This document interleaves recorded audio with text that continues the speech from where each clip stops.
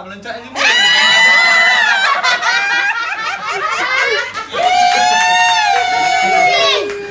Viral video wanita teriak histeris dan menangis dapat hadiah kucing oren.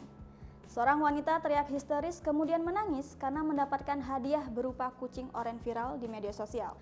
Rekaman tersebut pertama kali dibagikan oleh akun Twitter @fatihagafar pada 5 Desember 2020 lalu. Kepada Tribun News, Fatihah Gafar membagikan cerita lengkap di balik video viral miliknya. Ia membenarkan sosok wanita yang menangis adalah ibunya bernama Hartini Husin. Sedangkan video tersebut dibuat pada 4 Desember 2020 lalu sekitar pukul 9.40 waktu Malaysia. Tak melencak aja.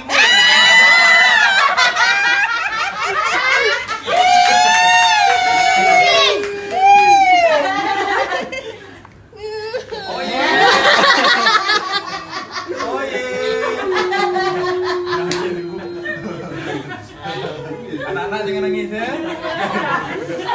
Jangan anak-anak nangis ya. Ada kucing kan, takut oren kan. Lagi mahal pada LV tau. Import ni datang. Semi flat. Aduh, kasih banyak. Mana dapat kucing ni? LV lah pun.